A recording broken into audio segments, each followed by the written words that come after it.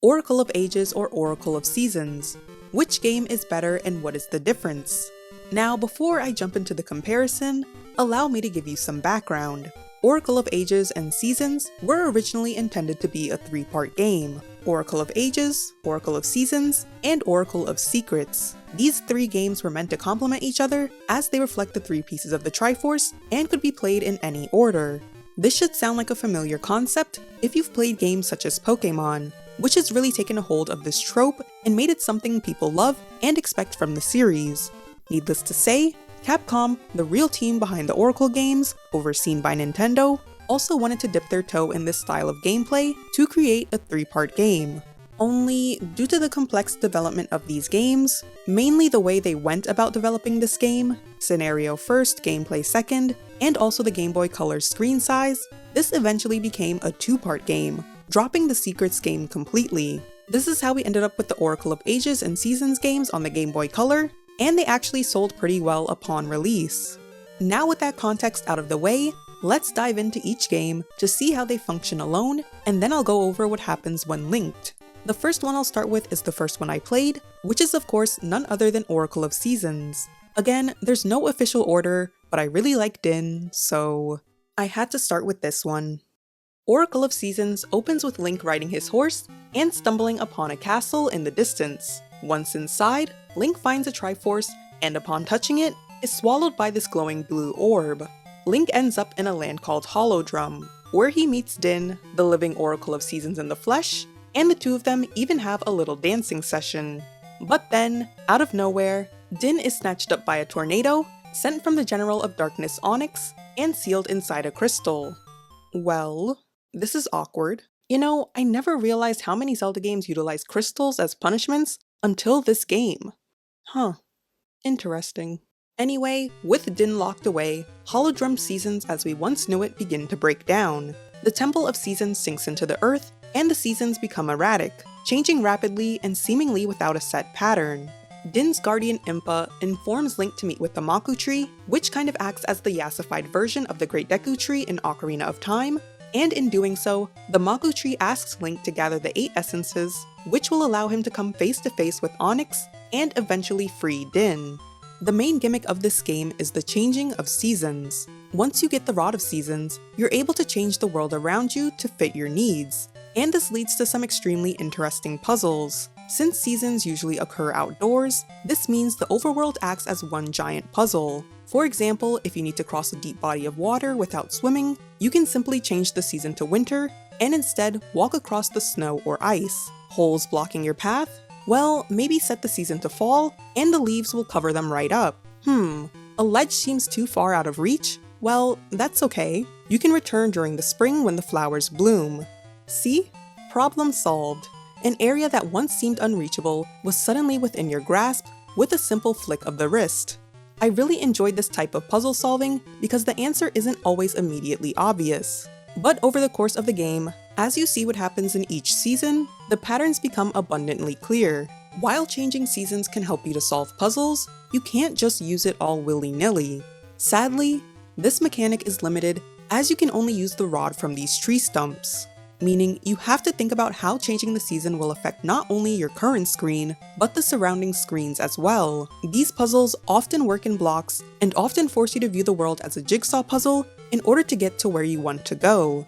Not going to lie though, this tree stump limitation could be a bit annoying, as the boundaries between which stump affects which screens aren't exactly clear.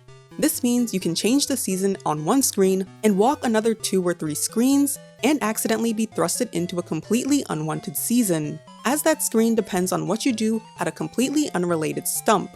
In addition to the Rod of Seasons, I think this game also has a ton of super cool and unique items. My personal favorite being the magnetic gloves. The magnetic gloves work, well, like a magnet. It allows Link to either propel himself towards or away from magnetic objects, but it also works in the reverse, where you can bring metal objects towards or away from you if they're light enough. I personally felt like this item led to some really unexpected puzzles, where you're basically using a magnetic field to get objects and even enemies where you need them to be, without actively touching them. This avoidance to touch either comes from some sort of barrier, or because physically touching them will hurt you.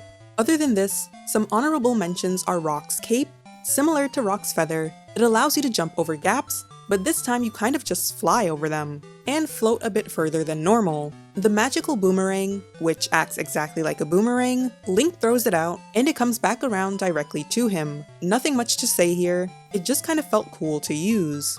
And finally, I would probably have to go with one of the summoning flutes, but my favorite is definitely Ricky's. Ricky is so adorable. He's a giant kangaroo that loves to box, and will carry Link around in his pouch like a baby Joey, helping him to cross large gaps and even hop on high ledges. In addition to Ricky, there's also Dimitri, a red Dodongo that can swim up waterfalls, and Moosh, a flying bear, helping you to fly over gaps. But of course, none of them compared to my boxing kangaroo. Which also brings me to another reason I love this game so much. Its characters. Now, if you've played this game, you probably know exactly which characters I'm talking about. It's of course none other than Subrosians. Look at these little guys in their little hoods. Oh, and watch this. Look at them dance. Most of the interesting and crazy side quests or characters you meet in the game live in Subrosia, and Subrosia is actually pretty important to the plot. I mean, it's where the Temple of Seasons is, where we get the Rod of Seasons, and it even houses the last and final dungeon. So, yeah, pretty important. But outside of this, Subrosia and the Subrosians living in it always have you going on weird and funny side quests. From getting mugged by two randos, helping out a bunch of bony pirates make their way back home, and going on a date with the most popular girl in town, there's always something going on down there. I genuinely feel like this game has some of the most unserious writing in the series, and I'm actually kinda here for it. But back to the game in general. I would definitely say this game is more combat focused, and I found this out pretty quickly. I'm glad this game doesn't have a death counter, because the number would be embarrassing. It's incredibly easy to die in this game, especially towards the beginning, before you get used to the controls and your options. In addition to your standard Zelda puzzles, since this game focuses on combat, a lot of puzzles revolve around some sort of action. This is especially clear in dungeons because there are quite a few cart puzzles where you need to change tracks and hit switches, puzzles where you need to do some platforming, and just straight up boxing puzzles. Puzzles in quotations, usually meaning you'll need to defeat all enemies in a room before you can move on, or the mini and final bosses will be something where you really need to have a firm grasp on controls because they will knock you out if you're not quick on your feet. I'm not the biggest fan of these types of puzzles in other Zelda games, but I don't know, it just kind of works in this one. I like how they said this game will be more combat focused and really stuck to their guns the whole time. Anyway, after defeating Onyx and rescuing Din, she then tells Link that he will face another trial soon. Oh boy. Poor Link can't catch a break, huh? Which leads us to the next game I played, Oracle of Ages. Oracle of Ages opens similarly to Oracle of Seasons. Link rides his horse and spots a castle, bada bing bada boom, Link touches the Triforce and is transported to a new place called Labrina. When Link arrives, he's greeted by the sounds of screams, and when walking to the source of the sound, he sees Impa surrounded by monsters. Upon seeing Link, the monsters flee, and Impa tells him that they need to find Nehru, who just so happens to be the Oracle of Ages. The two eventually find her, but during the reunion, a shadow can be seen leaving Impa and revealing itself to be Veron, the Sorceress of Shadows. Veron now possesses Nehru, and this throws off the flow of time as we know it. From here, Link makes his way to the Maku Tree, but during this time, Veron also orders for the Maku Tree to be, well, to put it nicely, uprooted. The Maku Tree asks Link to find the 8 essences, and after obtaining the 6th one, we are now able to gain access to Queen Ombi's castle, where Nehru resides. After pulling up to the castle and a bit of sneaking around, Link is finally able to exorcise Nehru, but now, Veron possesses the queen. Great. Veron orders for a black tower to be built, and now we have to figure out how to gain access to it. After a couple more dungeons, Link retrieves all 8 essences, hands them off to the Maku Tree, and is given a huge Maku Seed in return, which can be used to enter Veron's tower, and ultimately defeat her. If you haven't played the game, I don't know if any of that really made sense. I mean, I played the game and I was still struggling to remember what the hell was going on. But yeah, Oracle of Ages is definitely more of an involved story and isn't as lighthearted and straightforward as Oracle of Seasons.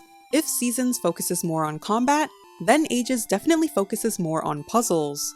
The amount of complex and mind-bending puzzles this game has you solving is insane. I genuinely had to pause the game a couple times to give it praise because, wow, they were that good. In the game, Link wields a harp that can transport him back and forth in time. It forces you to think about your surroundings on 2 different planes, and how the passage of time would affect the space, objects, and people around you. A good example of this is in Zora's village. I mean, even getting there in the first place is part of the challenge. The game has you going back and forth between the present and the past, but in addition to this, you're also told that the entire place is shifting to the west, so you'll need to take this into account when traveling to the past, as everything will be a bit more eastward. And don't even get me started on the puzzles once you obtain the mermaid tail. This item opens up a 3rd plane by giving you the ability to swim underwater. All of this really comes to a head in the second to last temple, Jabu Jabu's belly, which genuinely had me stumped a couple times even from the very beginning. Making my way to this room, I tried multiple ways to solve this puzzle and failed, until I realized that I could swim over the gaps. I mean, yeah, if the room is filled with water, then logically you should be able to swim over gaps, but I don't know, I guess I was stuck on video game logic and not real world logic. However, the puzzle in the next room wasn't any better, as it wasn't super intuitive, but once you figure out that you can go to the next floor by pressing B on this yellow square, let me tell you, I was in shock. There's so many little puzzles that act as callbacks to ones you've seen before, and it's up to you to notice the pattern. This was also probably the first game I've played where I genuinely needed the map and compass for most of the dungeons in the game. Usually, I could skip a dungeon map or compass, but in this game it is legit a necessity. As I've said before, figuring out how to get somewhere is part of the challenge, and I found myself getting lost, entering and re-entering rooms, doing and then undoing dungeon modifications and puzzles, just searching for a way to properly progress. This also extends to places outside of the dungeon as well. Climbing the restoration wall had me going back and forth, from screen to screen, trying to figure out what I was missing. I literally thought I was going crazy a couple of times. The puzzles extend to every area of the game, including combat, the most infamous one for me being Smog. I literally had to put the game down after dying to him multiple times. I'm literally getting flashbacks just thinking about it.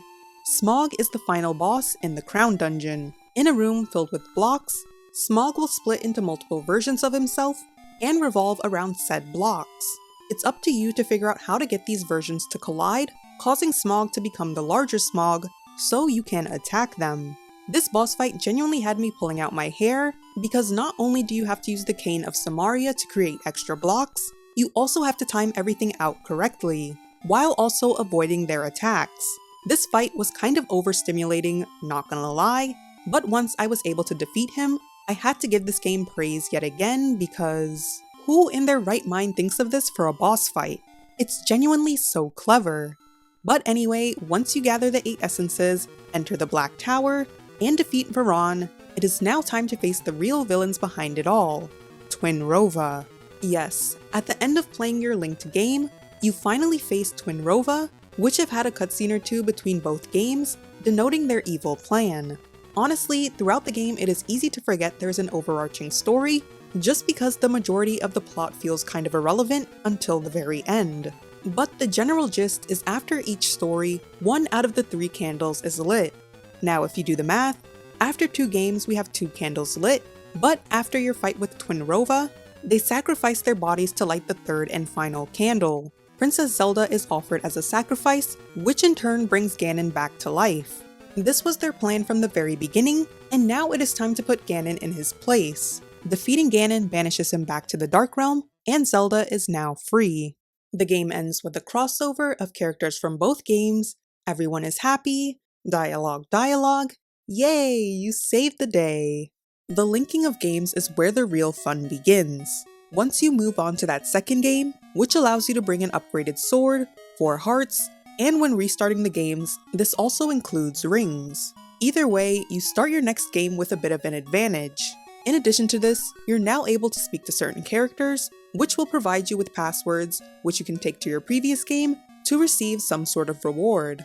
This is also incredibly important for upgrading your sword or getting different rings with desirable abilities. I thought the linking of games was cool, as it kind of feels like some sort of black magic, but outside of the upgrades and carrying over items, it's mainly used to progress the overall story.